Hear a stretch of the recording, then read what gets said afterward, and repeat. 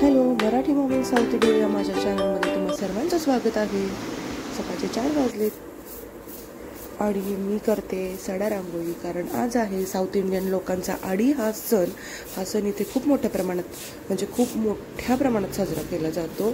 आणि आज आम्ही पहाटेच सडा रांगोळी करायला खाली आले आहोत. शेजारची आंटी पण आलेली आहे, कारण आज पहाटे 4 वाजता मंदिरामध्ये अंघोळ आहे. म्हणजे तिथं अंघोळ केली की असं म्हणलं जातं की कोणते रोगराई होत नाही.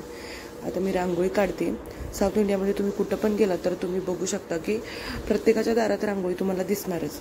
रांगोळीचं महत्त्वही तसं आहे आणि इथल्या लोकांची सुरुवात होतच नसेल मे बी रांगोळी काढल्याशिवाय. आता माझी रांगोळी काढून झालेली आहे आणि आम्ही मैत्रिणी मराठी जेवढे आहेत तिथील आम्ही सगळी मंदिरात निघालोय. हे आमच्या इकडच्या मारियामाचं मंदिराची एंट्री आहे.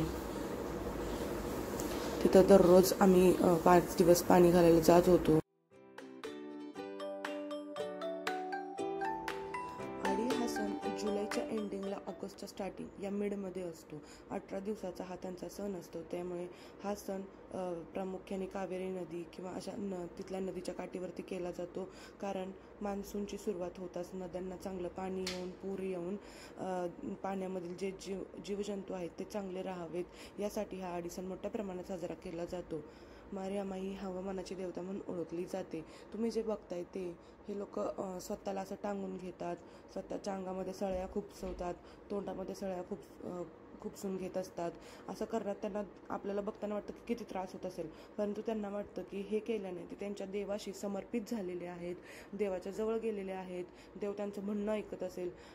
हे ॲक्च्युली आदिवासी रानटीच असं त्यांचा डान्सही असतो, त्यामध्ये रथ त्यांचा निघत असतो.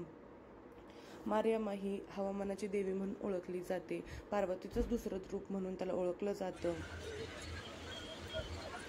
भरपूर पाऊस पडून त्यांना शेतातील कामामध्ये यश येवो ह्या लोकांची ही प्रार्थना असते, किंवा पाण्यामुळे जे काय आजार वगैरे होत असतात ते होऊ नये म्हणून लोक याची मोठी पूजा करतात.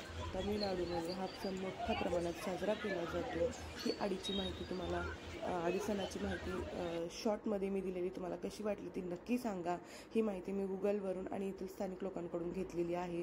तुम्हाला अशी अजून तिथील कल्चरल फॅक्ट्स किंवा ट्रॅडिशन जाणून घ्यायचं असेल तर माझ्या चॅनलला लाईक, शेअर, सबस्क्राईब करायला विसरू नका. भेटून नेक्स्ट व्लॉगमध्ये. Thank you for watching.